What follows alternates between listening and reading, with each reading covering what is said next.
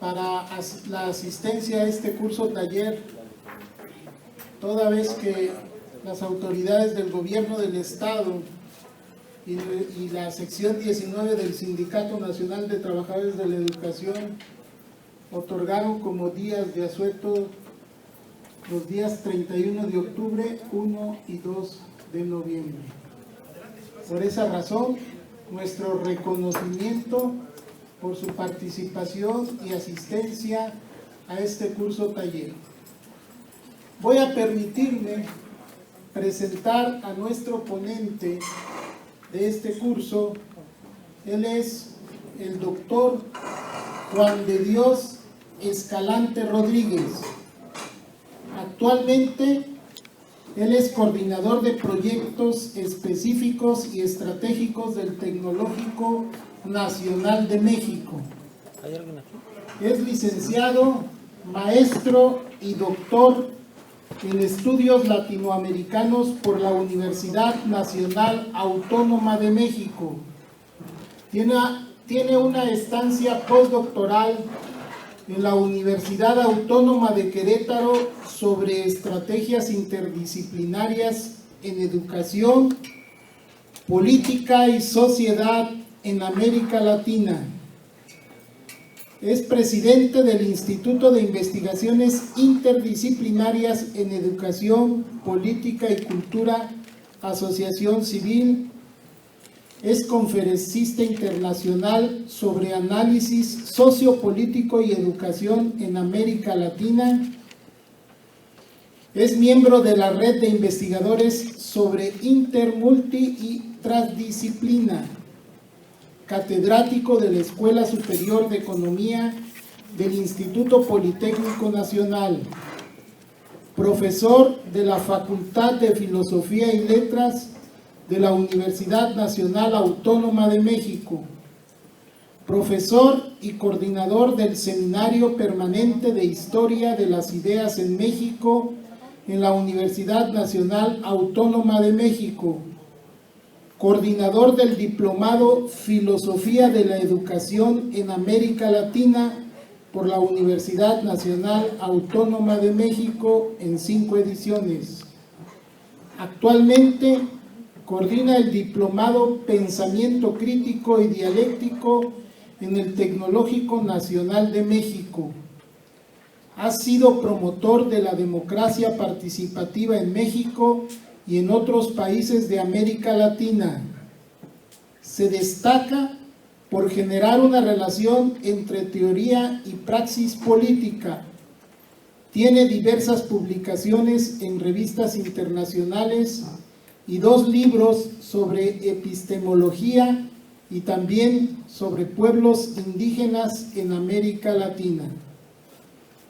Su currículum, como ven, es muy amplio y mejor démosle la bienvenida a nuestro ponente, el doctor Juan de Dios Escalante Rodríguez, a quien le cedo el uso de la palabra.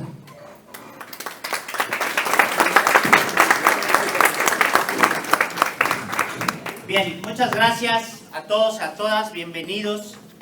Agradezco, como dice aquí el compañero, el compromiso de estar acá. No es tan fácil dejar una jornada que teníamos de descanso y dedicársela al trabajo.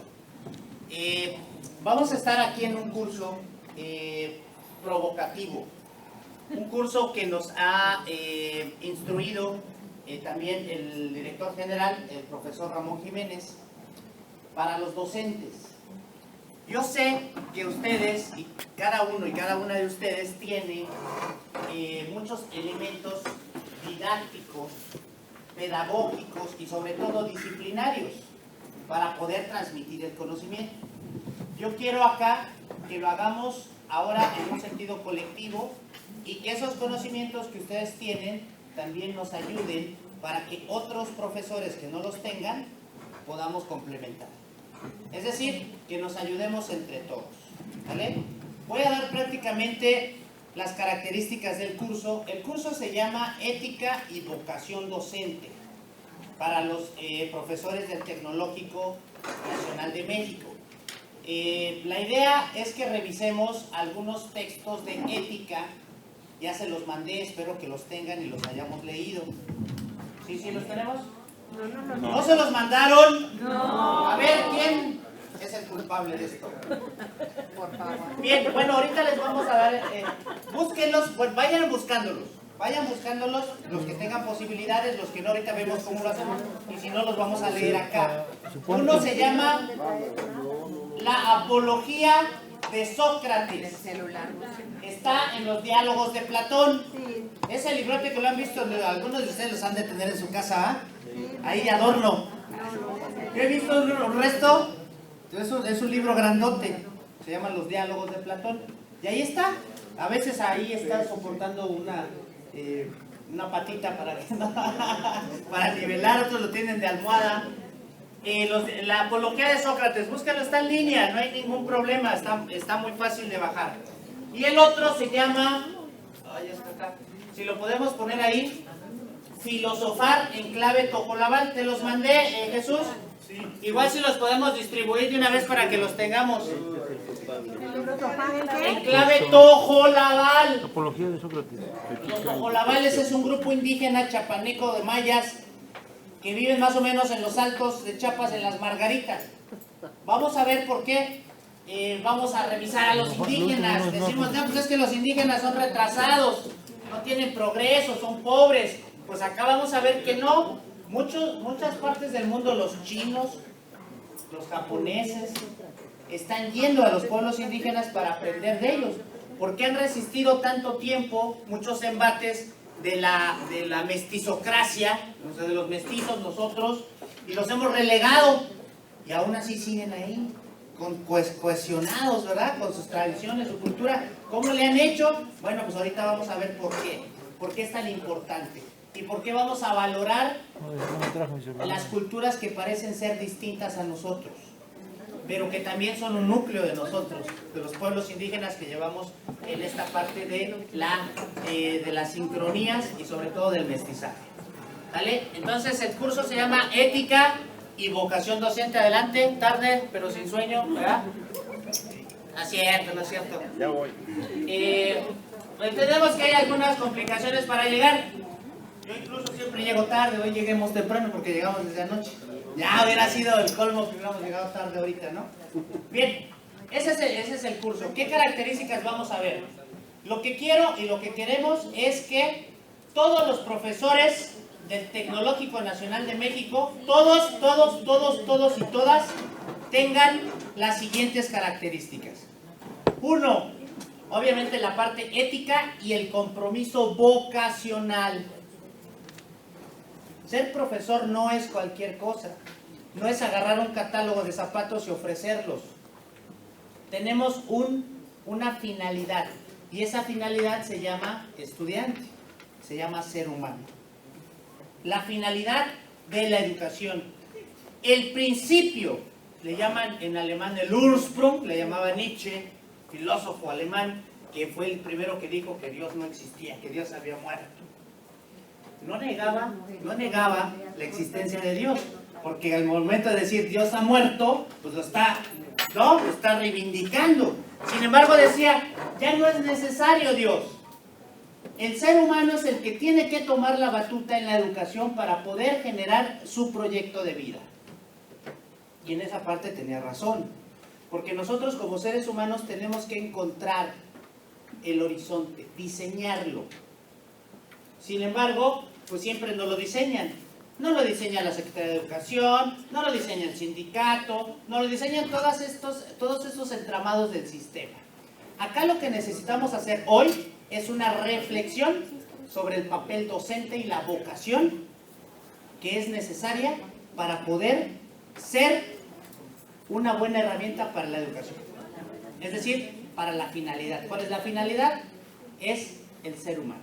El Ursprung alemán, es decir, la raíz, y el telos griego, la finalidad. Principio y fin es el estudiante.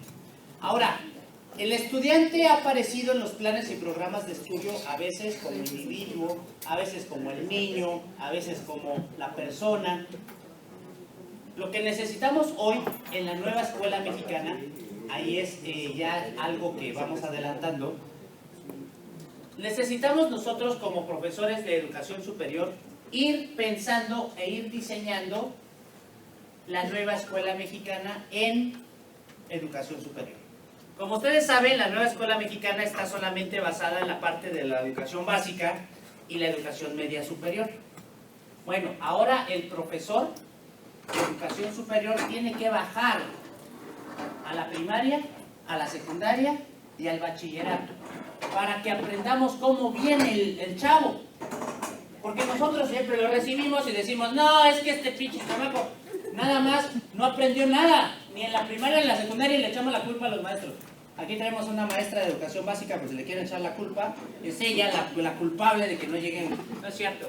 O sea, hay que reconocer la labor y la complejidad de este entramado educativo y de estos niveles que vamos a ir adquiriendo. Necesitamos hoy, los maestros de educación superior, comprender cómo está la educación básica.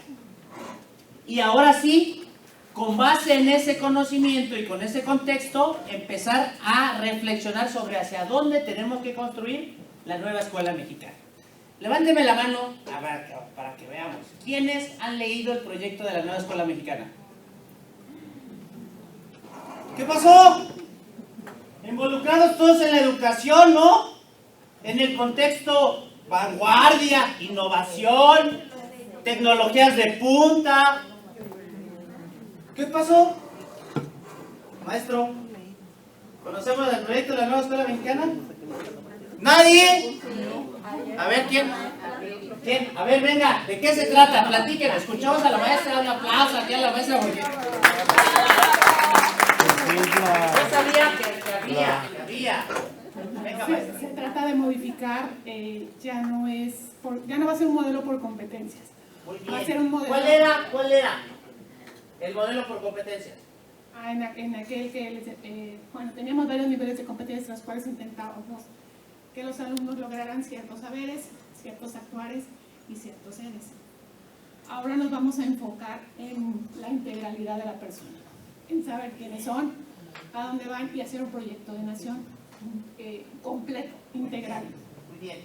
¿Algunas características que nos diga la nueva escuela mexicana que tenemos que hacer como maestros?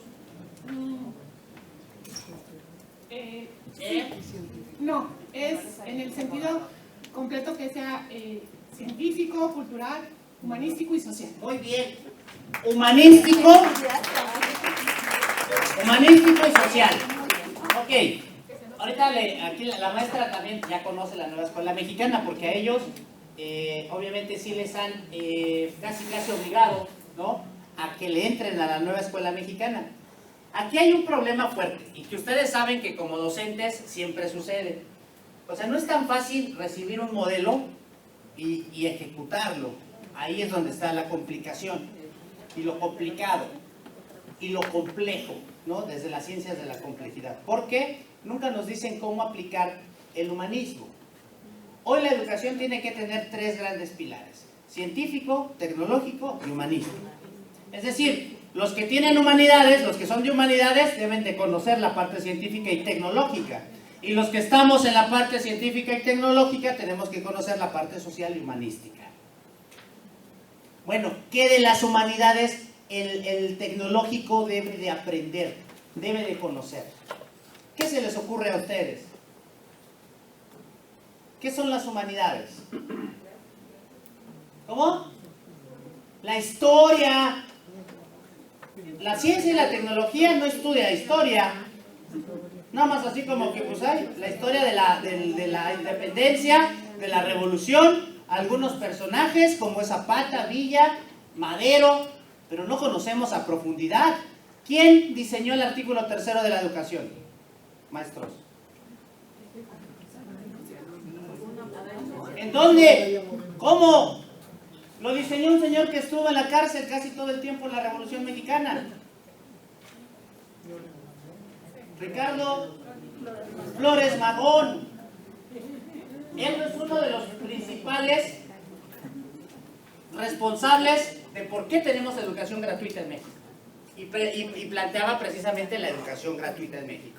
Es decir, estamos viendo que nosotros como docentes tenemos ya ciertas carencias y nos vamos a enfocar a esas carencias.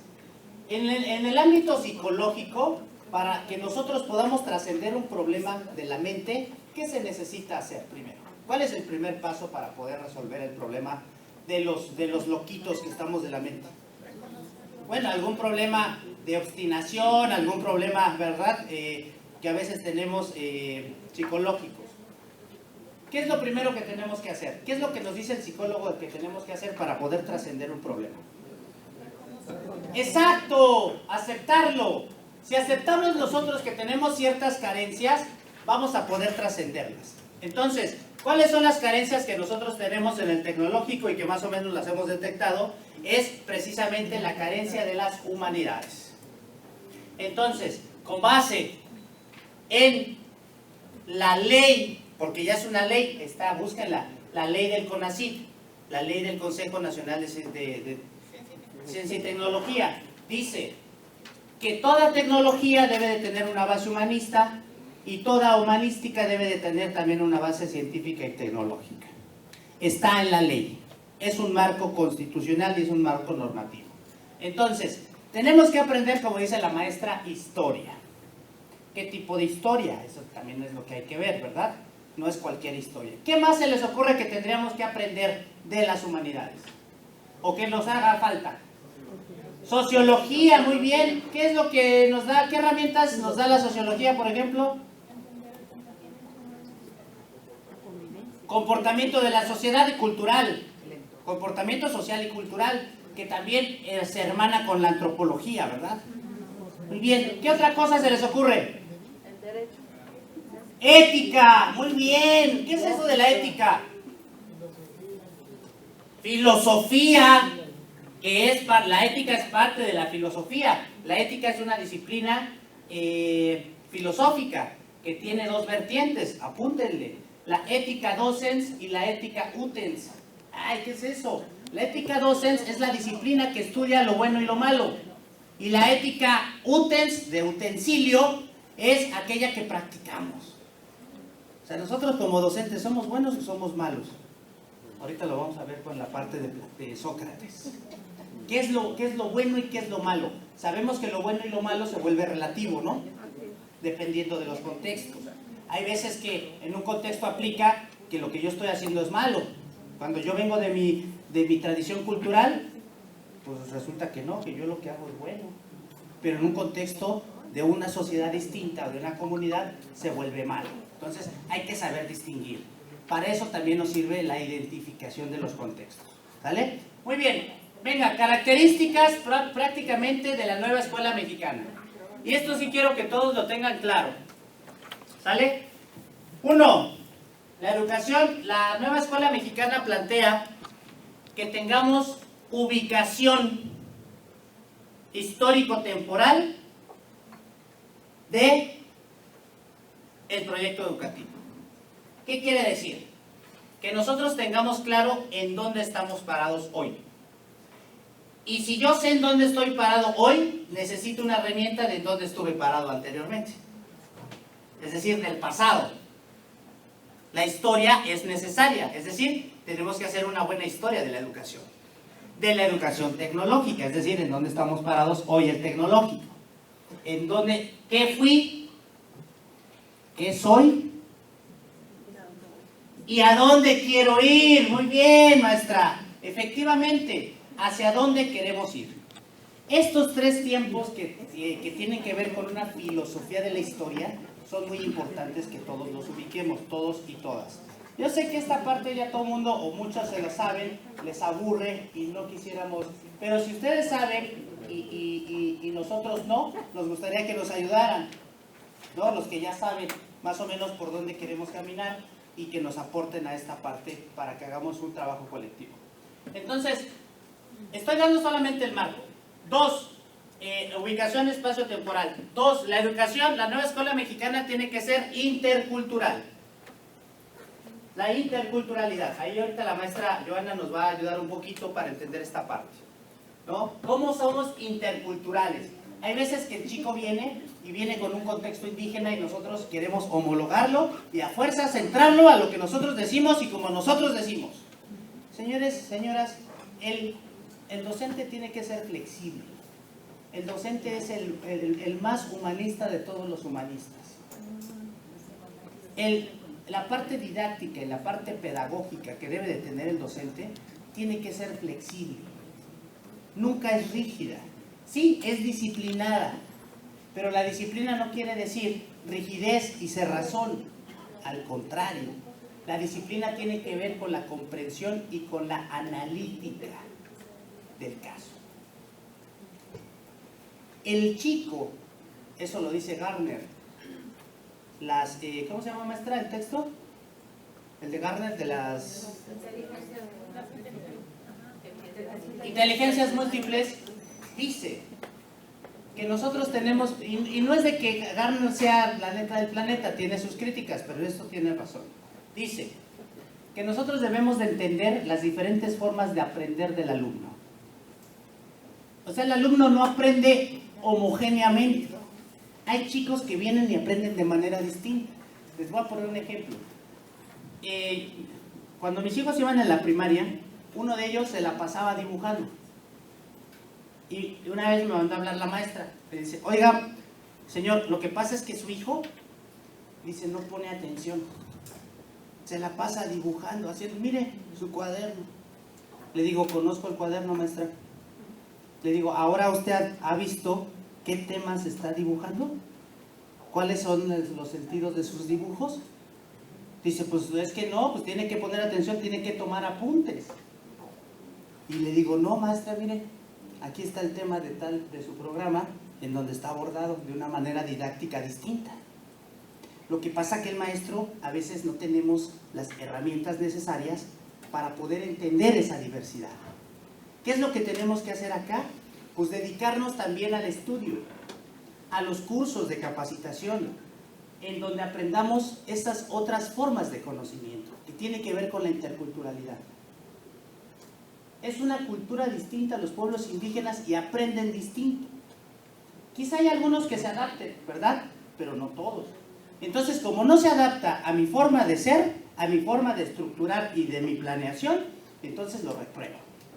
Y no solamente pasa que lo reprobamos, sino que además lo estigmatizamos. Allá en la esquina, ¿no? Con las orejas de burro. ¡Órale, chamaco!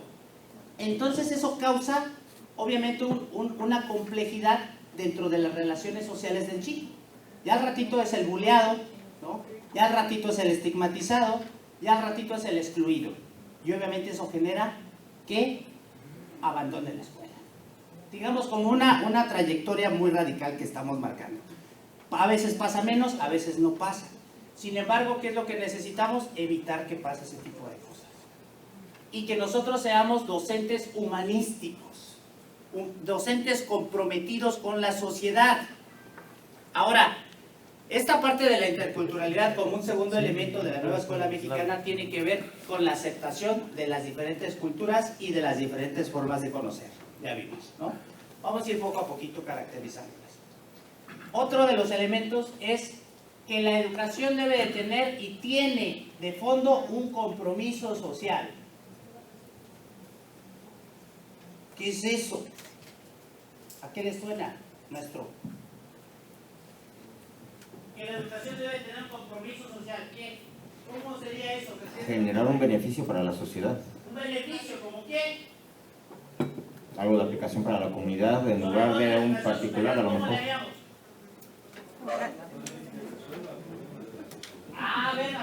Que resuelva problemas. Explícanoslo más fácil porque no lo entiendo. ¿Cómo sería? ¿Cómo sería? Sí, mira, si nos vamos a las ciencias exactas, tienen un origen en relación al universo. Y desafortunadamente, hoy en día, muchos de los alumnos, el universo lo han olvidado. ¿Por qué? Porque parten de la ciencia como tal. De ahí que hayas tú tomado la referencia de que tenemos que hablar de historia, de conocimientos anteriores que muchas de las veces las pasamos por alto. A ver, maestra.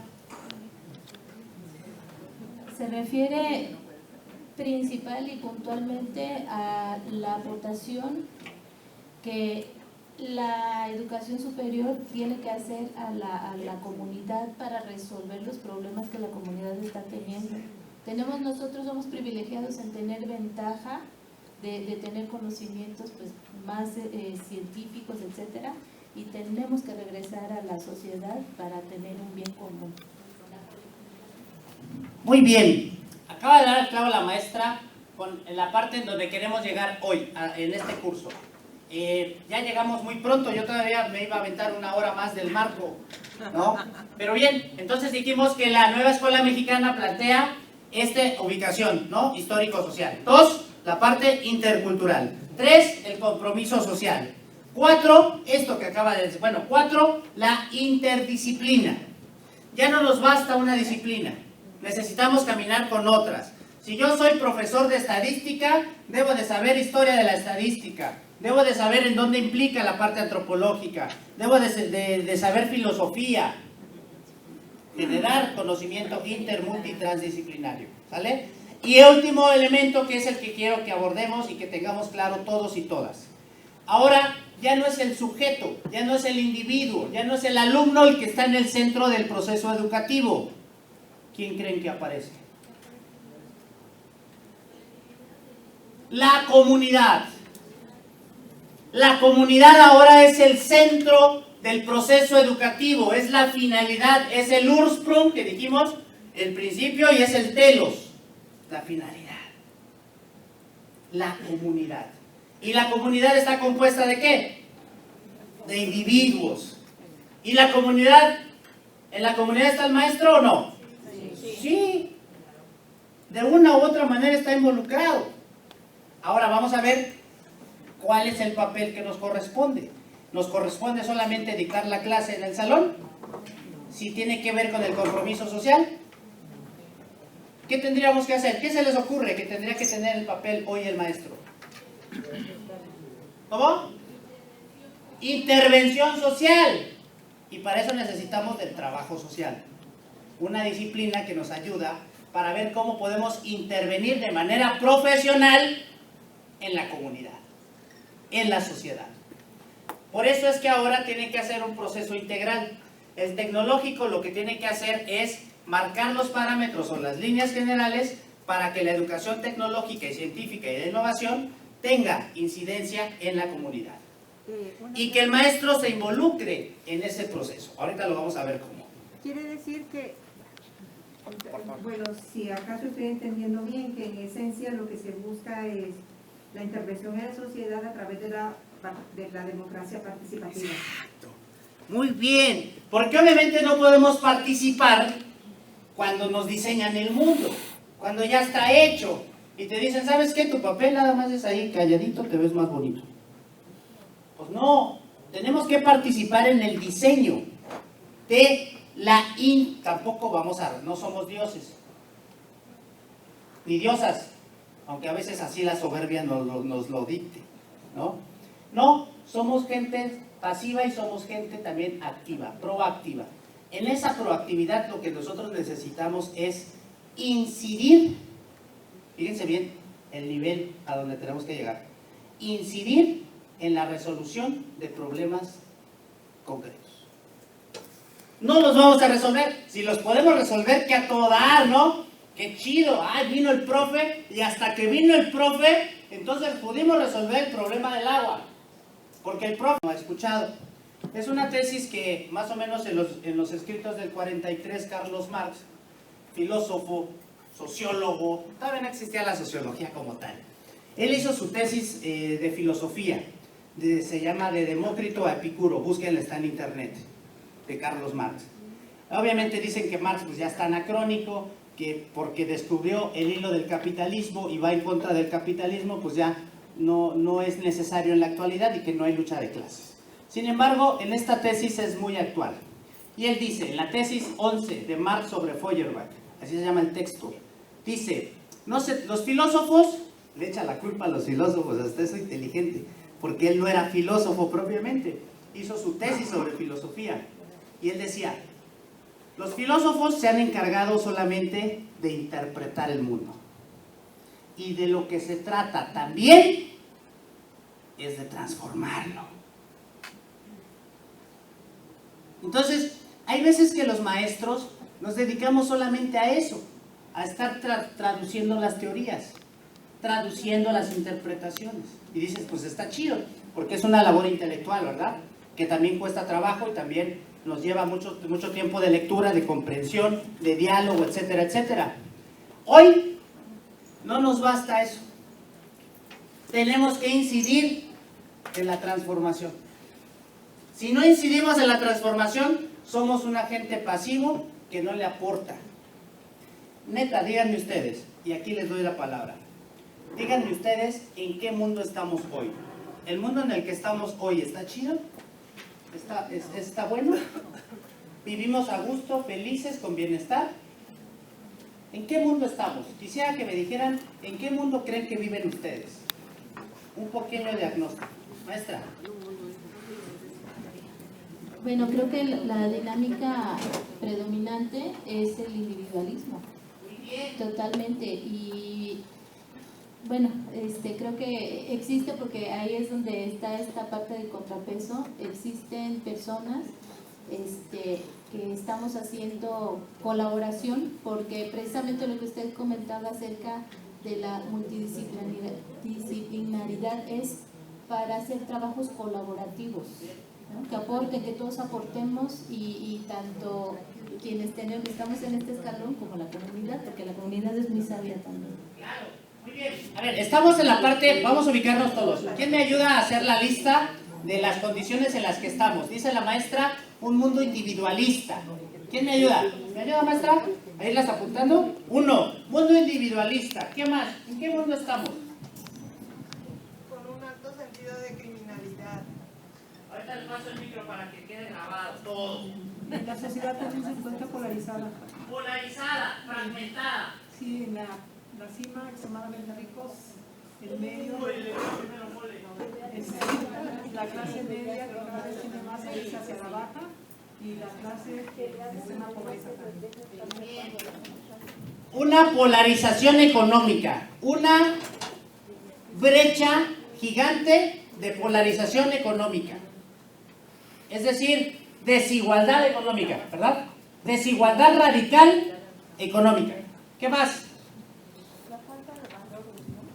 Ay, a ver, ¿cómo es eso?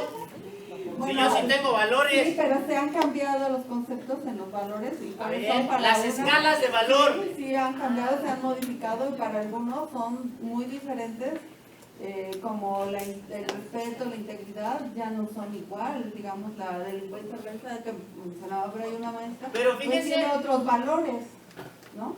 Fíjense que hace poco leí en el Proceso, la revista Proceso, ¿cómo se llaman estos de de Jalisco? El cártel, el nuevo cártel, la generación, ¿no? El cártel Nueva Generación Jalisco. Y dicen, el código ético del cártel Nueva Generación. ¡Ajá! O sea, el cártel genera su propio código ético. ¡Ah, caramba! ¿Cómo es eso? Y nosotros los docentes no tenemos código ético. ¿Saben quién les hizo el código ético? Un maestro de la sección de Jalisco. Él, jubilado, lo cooptan y les dice, nosotros tenemos que generar nuestro código ético de comportamiento. ¿Y los maestros? ¿Cuándo? Muy bien. Entonces, cambio de valores, ¿no? Muy bien. ¿Qué más? ¿Cómo estamos? Escala de valores. Muy bien. ¿Qué más? Un mundo caótico. A ver, ¿cómo es eso? Un mundo donde existe un caos. Un caos en lugar de un orden. En lugar de un orden. Y que no sabemos, que cualquier suceso puede suceder de día, de noche, de madrugada. O sea, no hay un control, digamos así, ¿no?, de los valores que hemos de generar. Muy bien. A ver, ¿qué le parece que seamos estudios precisamente donde se saca la parte del pensamiento crítico y se sacan las humanidades? se saca el compromiso del docente. Todos teníamos que caminar en una manera lineal para que llegáramos a la explotación de la mano de obra y la generación del tecnológico de chicos de mano de obra barata y sobre todo profesionalizada. Entonces ya no llegaba cualquiera a ser explotado, llegaba un profesional a ser explotado. Y nosotros lo formábamos. ¿Qué recibía el Estado, qué recibía la sociedad en beneficio de ese egresado? Nada. Al contrario, éramos explotados porque nosotros pagábamos con nuestros impuestos la educación del chico y aparte la empresa lo explotaba. ¿Quién se quedaba con toda la ganancia de todo eso? Pues la empresa. Y se armaba la brecha económica, ¿no? Fíjense bien, esto lo repito en todos lados, ya de tenerle cansado a Mario. Mario me acompaña en muchas ocasiones.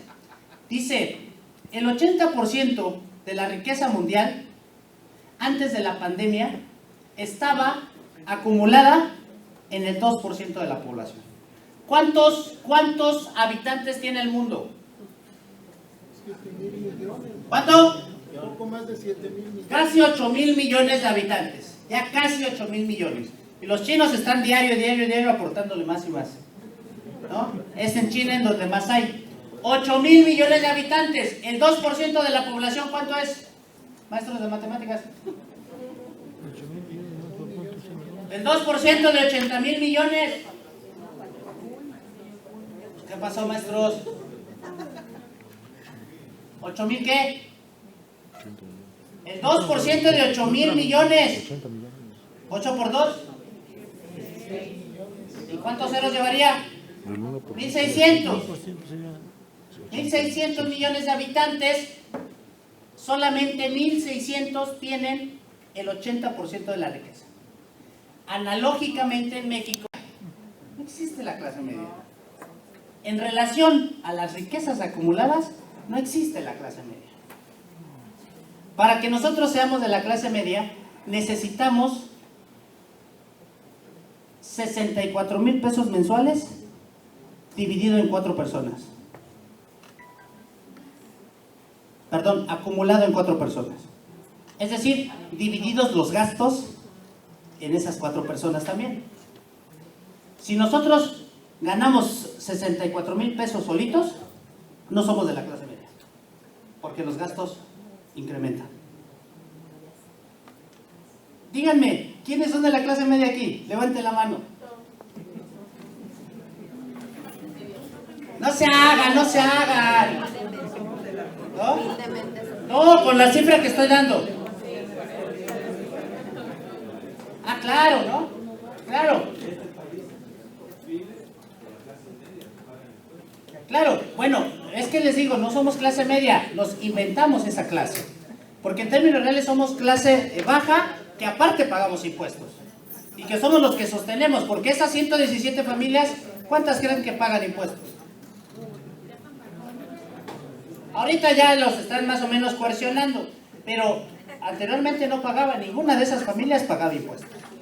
De ahí viene, ¿no?, toda una escala de división de la acumulación del capital. Y esto tiene que ver precisamente con un sistema educativo que no nos ha permitido llegar a transformar estas condiciones económicas, estas condiciones de desigualdad. Es por eso que hoy la nueva escuela mexicana pretende, digo pretende porque todavía no está terminado de diseñarse y es muy criticable también lo que se está haciendo hoy, pero lo que nosotros necesitamos ahorita es tener una perspectiva de generar precisamente condiciones que ya no estén. Todo esto que nos han dicho, todas estas enfermedades sociales, duelen. A mí me duele la incertidumbre, me duele la desigualdad, me duele la fragmentación, me duele que se cae una persona de la tercera edad y no hay quien la levante, quien le ayude a levantarse. Y eso sucede por la desigualdad, que tiene en el fondo precisamente la fragmentación social. El centro del problema general que se llama sistema capitalista en el mundo hoy, el centro es el egoísmo, el yo-yo, ¿Cómo es? Primero yo, después yo, y al último, y todavía lo que sobre, yo. Eso en el sistema educativo, en el plano docente, ya no lo podemos permitir. Necesitamos tener una conciencia. Y ahí es donde está lo de la revolución de las conciencias, de el presidente que hoy tenemos, que se llama Andrés Manuel López Obrador, que plantea precisamente la revolución de las conciencias. Pero yo siempre he dicho, bueno, ¿pero qué es eso? ¿Cómo se come? Pues sí, presidente, eso todo el mundo lo sabemos. Tenemos que cambiar nuestra conciencia, pero ¿cómo le hacemos? En la nueva escuela mexicana no viene. En el programa de estudios que ustedes tienen, ¿viene? No. Esa es una parte que nos corresponde como la parte vocativa. La vocación, ¿no? Y ahorita vamos a ir a esa parte precisamente. ¿Qué es lo que necesitamos tener como docentes para que podamos llegar a tener esta transformación y este diseño de una nueva conciencia que nos empuje, que nos lleve a generar un proyecto educativo sano, pertinentemente social, aportativamente humanístico y sobre todo del cuidado de la naturaleza? Porque la naturaleza no la hemos acabado. Ahí les doy una reflexión filosófica sobre la naturaleza y el ser humano. Antes, tanto en la parte del creacionismo, en donde Dios creó al hombre, o en la parte del evolucionismo, en donde venimos del ser humano, ¿no? Toda la parte darwiniana. ¿Quiénes son de química o de biología por acá? Química, biología. Pues ¿nos pueden explicar la parte evolucionista? A ver, el biólogo. ¿Quién se la sabe? ¿El evolucionismo de Darwin o Spencer? De acuerdo a la teoría de la evolución, de acuerdo a la teoría de la evolución, según Darwin, de acuerdo a la estructura del cráneo, de los simios que se encontraron, se dice que se fue evolucionando gradualmente de acuerdo a las condiciones ambientales y atmosféricas de aquellos tiempos. Y de ahí se supone que con el tiempo, entre comillas, pues todo evolucionó hasta la actualidad. Incluso ustedes pueden ver la evolución del derecho o del naturalismo, el derecho natural, el derecho que también teníamos sobre la naturaleza, y la evolución es a que nosotros hoy tenemos el derecho a explotarla. Racionalmente, supuestamente. Pero esa racionalidad no sirve para que esa explotación se dé en una distribución de la riqueza, sino en una acumulación de ciertos grupos y ciertos individuos. Entonces, hoy el ser humano en la soberbia racional, pensando que nosotros somos la neta del planeta, nos estamos acabando la naturaleza. ¿Eso es un progreso o es una involución? Bueno, entonces, ¿por qué seguimos participando en ello? ¿Cómo participamos directa o indirectamente en ello? Quedándonos callados. El consumo. Consumimos cosas innecesarias. Somos hiperconsumistas. Consumimos cosas que no son necesarias para la supervivencia colectiva. Entonces, el papel docente es generar la conciencia y el ejemplo. Ahorita lo vamos a ver con Sócrates, el ejemplo del maestro. Porque obviamente yo no puedo, empezamos con una máxima ética aquí y díganme si estamos de acuerdo o no estamos de acuerdo. Yo no puedo pedir lo que no puedo dar. O sea, yo no le puedo pedir al chamaco que sea responsable si yo soy irresponsable. Que llegue temprano si yo no llego temprano. Entiendo que ahí hay reglas, mediamos, ¿no? Exacto, y tampoco puedes dar lo que no tienes. Entonces, esa es una máxima de Benito de Baruch Spinoza, del siglo XVI. Viejísima. Y viene Sócrates. Bueno, de lo que se ha rastreado. Sin embargo, yo creo que muchos llegaron a pensar ese tipo de cosas desde los principios de los tiempos para que podamos sobrevivir. Entonces, una parte ética del docente es que yo no puedo pedir, lo que no puedo dar. Está bien interesante y ha tocado varios puntos, pero creo que en algún momento a la esencia de lo que quiere llegar, pienso yo en su momento, está en que si a muchos de nosotros nos preguntan aquí que qué somos, van a decir soy ingeniero, soy economista, pero no le va a decir que es docente. Si no hay un empoderamiento en decir lo que realmente somos, de nada sirve cualquier tipo de transformación que se quiera hacer. Ya me trastocó aquí la maestra, ya me puso a dudar. Vamos a hacer la siguiente dinámica. Quiero que nos presentemos, que me digan su nombre y me digan a qué se dedican. ¿Son maestros? ¿Son ingenieros? ¿Son químicos? ¿Son biólogos? ¿Son personas? ¿Son doctores o licenciados? ¿Qué son? Vamos a empezar por acá. Rápido, nombre. ¿Qué somos? Diana Ivonne Romero Mendoza. Soy un ser humano por vocación discípula y maestra también. Aprendo, sí. Y bueno, soy formación académica, licenciada en Administración de Empresas Turísticas. Ingeniero industrial, me llamo José Francisco Carpio y me dedico a la educación. Soy un obrero. Nos dice que lo primero que debemos de tener claro es enseñar con la verdad. Nada de choros políticos, mareadores, eso es parte didáctica, pero la esencia es la verdad. El maestro tiene que luchar por encontrar y por difundir la verdad. ¿Cuál es la verdad? Aquí es donde está el problema, ¿vale? Vamos a hacer la siguiente dinámica. Vamos a trabajar así como están, más o menos para no movernos tanto. En grupos, en colectivo, vamos a empezar a generar comunidad, porque esa es la finalidad del curso. ¿Cómo generamos comunidad?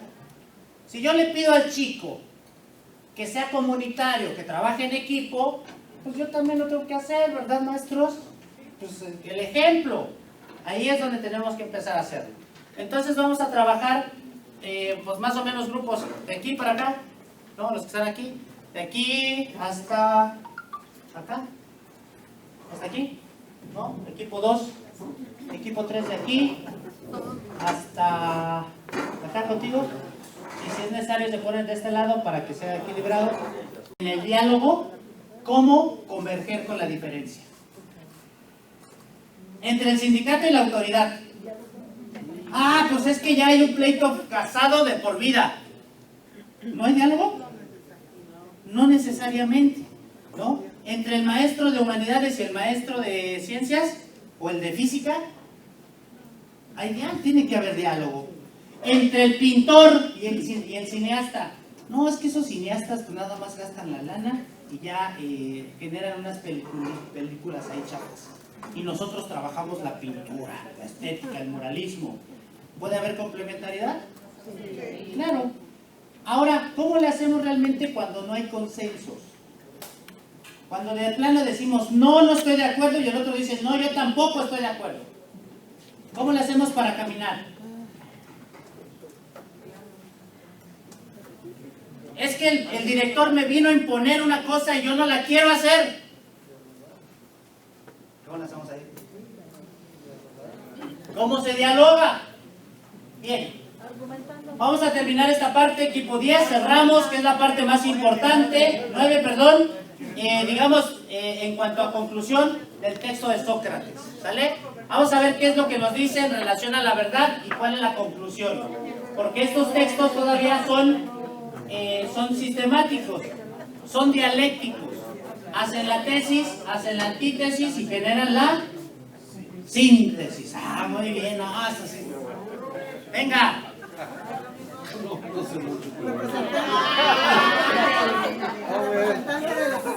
¿Por qué Sócrates es un hombre peligroso? Peligroso en ese momento. Oh, exacto. ¿Por qué es peligroso? Se le trata como un peligro. No está imponiendo su verdad. El texto nos habla pues de que es un descreído del panteón de los dioses, pero hay que enfocarnos al simbolismo que esto representa en la Grecia que él vive.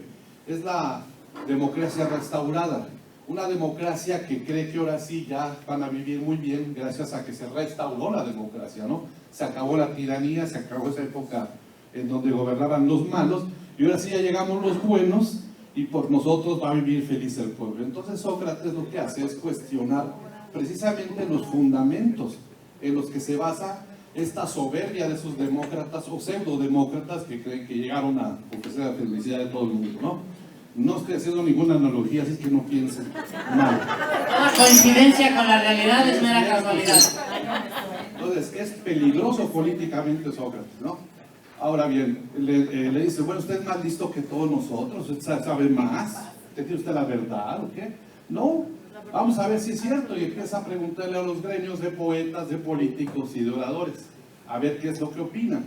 Y se da cuenta de que están ¿cómo se le puede decir? Ya no tanto soberbia, sino la modorra de creer que las verdades establecidas ya son buenas y están bien para siempre. Pero contextualízales por qué va a buscar le pregunta a cada uno de cada ellos. uno de ¿El ellos. oráculo qué le dice a él? El oráculo le dice, usted es más listo que todos. Dice, no, Es el más sabio de hay todos. un hombre más listo que Sócrates, y el oráculo dice, no, de ninguna manera, todos son listos. Nada más que pues Sócrates busca la verdad. Y entonces al preguntarles a todos se da cuenta de una cosa, de que todos creen que saben y no saben nada. ¿No? No es que sean más tontos, lo que pasa es que dan por ciertas cosas que... Ahí nos hablan, maestros. Dan por ciertas cosas que todo el mundo cree que son válidas, ¿no? Y entonces por eso lo acusan, la segunda acusación es de mezclar las cosas divinas con las terrenales, ¿no? Y la otra es lo que siempre hacen los calumniadores, confundir, más bien calumniar, ya no hablando de lo que está planteando, de la idea, del argumento que está planteando el sabio, sino de atacarlo por su forma de vida, ¿no? Como estos que dicen que Carlos Marx, ¿cómo es que luchó contra el capitalismo y él nunca trabajó? Y habla del trabajo. Espérame. Una cosa es que no haya trabajado y otra cosa es que no tenga razón en lo que dijo, ¿no?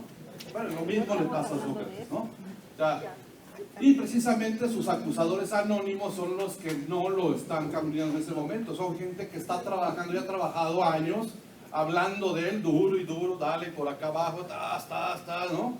Para desacreditarlo, pues, ¿no? Y finalmente, los jueces que dan la cara, los tres que lo acusan, pues son los nuevos, los nuevos calumniadores, los que se creyeron toda esa historia negativa de Sócrates, ¿no? Que fue creada por los anónimos, los que nunca dan la cara, ¿no? Y son los que lo acusan formalmente. Bueno, finalmente, cuando no estamos hablando de que corrompa la juventud, ese es el argumento de la acusación, ¿no? La corrupción es en el sentido de que les está enseñando cosas que de acuerdo a la clase establecida no deben enseñársele a los chavos, ¿no? Porque se vuelven potencialmente peligrosos para el poder, ¿no? Por supuesto, críticos. Entonces, ese es el meollo del asunto. Y por eso es que Sócrates, cuando dice, bueno, acepta su muerte, su sentencia, si me van a matar, me voy a morir muy bien, pero eso, ¿qué con eso dice? Les dice, aunque me maten a mí, de todos modos la verdad es la verdad, y van a tener que matar a todos aquellos que hablen y critiquen como yo lo hago, y así no van a acabar con la verdad, me muera yo o no me muera. Esto es verdad y esa vez es la verdad para siempre, ¿no? Entonces la verdad sería esencia. No. Hace rato tocaron un punto muy importante. ¿Cómo se llega a la verdad? ¿Cómo es que nos ponemos de acuerdo?